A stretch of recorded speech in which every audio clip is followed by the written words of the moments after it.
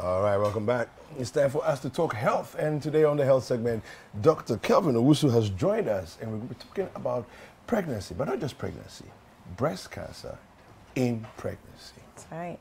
Dr. Kelvin. David. Akwaba. And he's wearing pink. He's wearing pink. I don't know. The amount of pink. I don't know if the camera can see the pink. No, but I like it. You know, when he walked in, at first I thought it was white. Yeah. So I said, "Oh, do you have a new baby that you haven't told us about?" But this could also mean he has a girl. He has a girl. Or twins. Yeah, In this economy. well, you see, so There it's could be blue, twins, so blue and pink. maybe So it's a boy and twins, a a girl. boy and a girl. Yeah. This is your prediction. We don't want trouble, though. So, Dr. Kelvin. Yes. Breast cancer in pregnancy. I'm trying to re-describe to you the emotions I felt when I read the topic. I was like, eesh, complicated situation. It is. Yeah. It is complicated. I mean, you know, pregnancy is supposed to be a happy time, a happy period where you are nurturing a baby, a new human being, basically in your womb, and it's a whole lot of emotions, a whole lot of hormones, you know, expectations, what the future is going to bring, etc. You know, then you have breast cancer, which is also another complicated situation, a very devastating news, you know, because there's a lot of negative information out there, which is actually right, because breast cancer can actually kill you, and it is indeed killing a lot of Ghanaians. I mean, over 3,000 Ghanaian women are diagnosed with breast cancer every year, so that is a significant number. Wow. You know, and how many of that unfortunately lose their life? Roughly? A little over 500 will lose their lives. Life. But let me emphasize that these are numbers that we know they come through the hospitals. How about the numbers who are going to all other places but the hospital? So the number could actually be much higher, you know, than the 3,000 and the 500 I'm mentioning. You know, because our social net is not as wide or as effective as it's supposed to be. So a lot of these numbers we lose out on them. You know, and increasingly we are going to actually see more of breast cancer in pregnancy because a lot more women are delaying childbirth. You see, yes. So we are going to start seeing, or we are seeing some numbers. The numbers increasing gradually. You know, because cancer in general is a function of age. Generally speaking, the older you are, the higher your likelihood of developing one cancer or another. So breast cancer is not an exception. You know, so as you delay childbirth, because of other things, maybe education, career, you know, personal decision, or lack of opportunity, the chance that your pregnancy might coincide with the development of a breast cancer is also there. Pregnancy itself does not necessarily make you more likely to get breast cancer. In fact, when we talk about breast cancer, pregnancy is actually protective. Okay. Yes. So I mean, the more children you have, the lower your chance of developing breast cancer. Interesting. I'm laughing because I mean, for obvious reasons, you know, it's not obviously a good reason to just keep giving birth. So, but yes. But it seems quite an economic advantage. even though it's expensive to have the kids, when you think about the cost of therapy and everything else, it may be a good idea to just have the kids. But let me burst your bubble. The more pregnancy, the more children you have, the higher risk of cervical cancer. So it's not, you can't It's a chicken and egg. So you have to choose one. But yes, but today we are discussing breast cancer. So pregnancy and subsequent breastfeeding actually protects against breast cancer. I see. You know. But that protection, like I said, is not absolute, and so a few women would or could experience or could be diagnosed of breast cancer during pregnancy. So it's happening even in Ghana. In the case it happens, what do you do? Now that is a difficult question, not to answer, but to experience, because let's take it from here. Now, cancer basically is cells, normal cells that are behaving abnormally. They have gone haywire. They are no longer responding to the control mechanisms. You know, the body has measures to keep everybody in check. You know, like how the government is supposed to keep everybody in check. Everybody is supposed to pay taxes, etc. You know, the body also has a system that keeps the cells in check.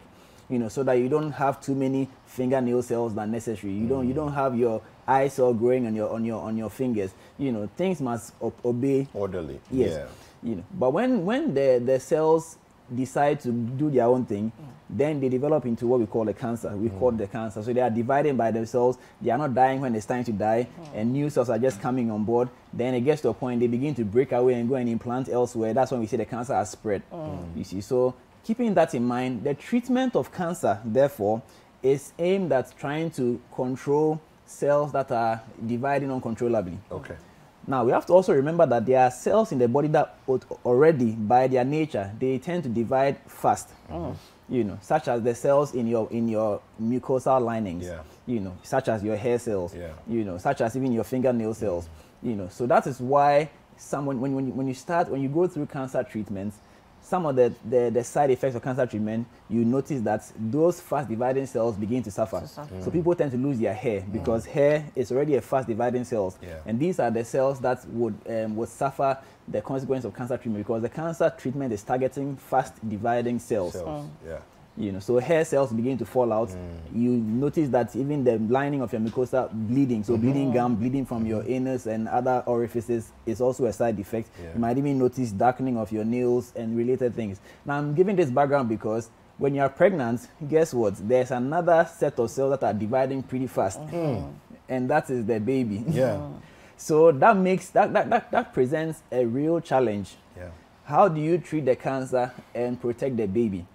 It is nearly impossible, especially in our setting, you know, where cost is a huge factor. Elsewhere, they are able to do some amount of treatment even during pregnancy. But over here, we are limited in how much we can do. And so depending on the stage of pregnancy, the age of the pregnancy, the advice is based on the age of the pregnancy. You know, if your pregnancy is early, you know, then, I mean, after we have explained to you all the risks that I have just explained, that the cancer treatment will necessarily affect the baby's development. It might actually cause the pregnancy to terminate. That's a very high possibility, likely possibility. If the pregnancy does not get terminated, there's a risk of teratogenicity, i.e. the baby can be born with tumors or deformities that as a result of the medication that you are being given. You know, because some cancer treatment will go through radiation, you know, so all those can affect the developing baby. You know, and then even after the baby is born, you may not even be able to breastfeed because, again, you are being given chemotherapeutic agents that are going to affect the baby, because it will come through the breast milk. If that's assuming you can actually you are in a position to breastfeed, and if you are not able to breastfeed because the treatment has affected your ability to breastfeed, that presents another challenge as well. So you have to put all these together and then make a decision. Now, do you want the treatment to be initiated whilst you are pregnant, or would you want us to terminate the pregnancy so that we can start the treatment, or would you want to carry the pregnancy through and then deliver, so that after delivery then we initiate treatment? So this is a decision that is taken after counseling and support. And I mean, when I say support, I'm talking about support, because breast cancer alone, you know, requires a lot of support. Now and then pregnancy alone also requires support. Now to have breast cancer and pregnancy put together, you need more support than the regular person. So it is a big deal. You know, so now depending on the age of the pregnancy, the decision would weigh more towards one side or another side. You know, so if it's a very early pregnancy, then I mean it's likely that pregnancy would have to be terminated, because if you don't terminate it, the medication might terminate it. When we say early pregnancy, how early are we talking? So usually first trimester, or let's say first half of pregnancy. But let me also be quick to add that it also depends on the woman's wishes. See, because if the woman is, let's say, 45 and is this her first pregnancy, I mean, she has been looking forward to this pregnancy all her life and finally has had the opportunity and is now pregnant. I mean, you can't just say that because the first trimester, let's terminate. You know, so it's a decision. Like I said, it needs to be taken with a lot of information, a lot of counseling, you know, so that I can make the best decision for you at that particular time. Thankfully, so the pregnancy itself may not necessarily speed up the progression of the cancer or otherwise. It depends on what particular type of cancer we are dealing with. You know, so during the pregnancy, all the necessary investigations can be carried out so that we know whether we are dealing with cancer type A or cancer type B, because the fact that we call it breast cancer does not necessarily mean that it's all the same. They are not all the same. There are so many different types of cancers, even according to where they originate from, because there are different cells in the breast. You know, there are cells that form the ducts, there are cells that produce the milk. There are so many different cells in the breast. You know, so depending on, and some of them are more aggressive than others. You know, some of them would need immediate intervention. Some of them you can do watchful waiting. So all this information has to be put together before a decision is made. So if the woman has an aggressive form of cancer that would probably become a stage 4 in a short while, then it would present a challenge, because we need to intervene now. You see, and by intervention, usually when we are treating cancer, we want to limit the potential for spread.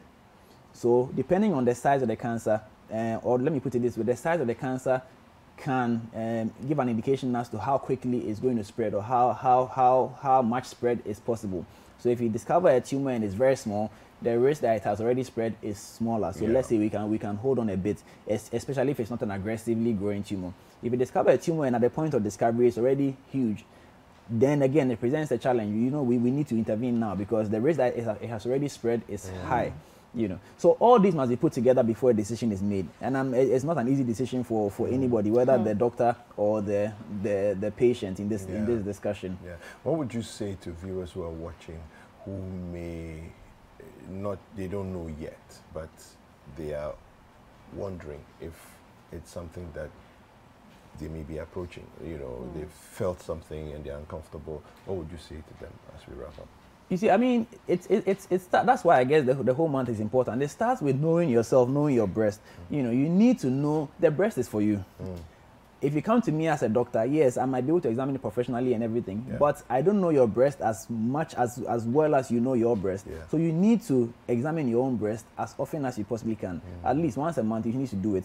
And ideally, you should do it once a month. At least once a month. Okay. I mean, once every cycle. Let me put it. Once every cycle, you need to do it. So you should know your cycle. That's a whole other discussion. And you should actually do it about 10 days after your period.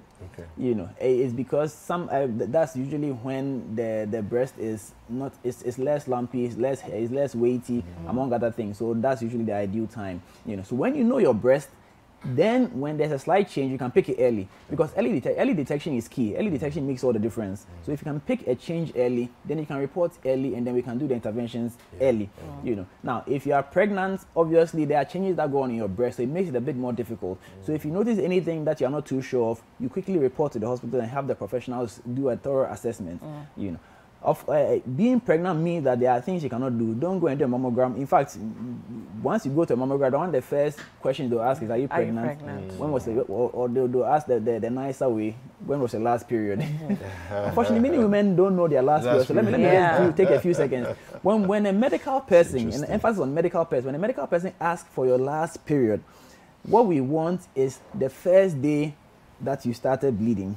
So that is the date that is important. That's the date not when it ended. We are not at that particular time. We are not interested in when it ended.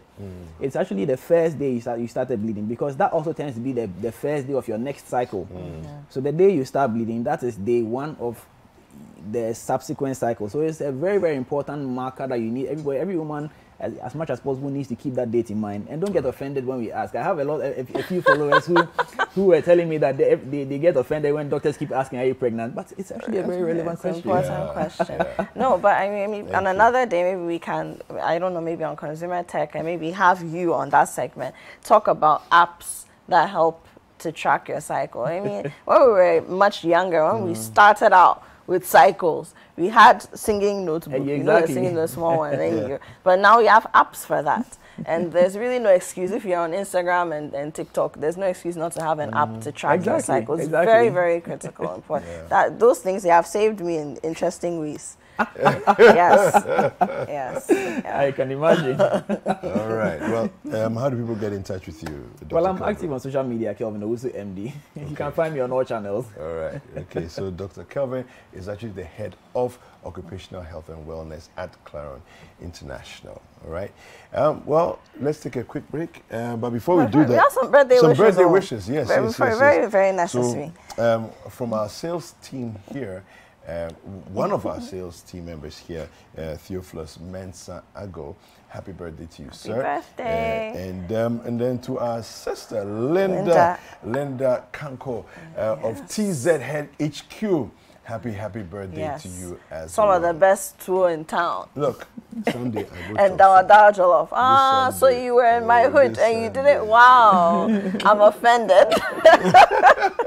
Happy birthday to you both. Yes. All right, we'll take a quick break. Entertainment is up next.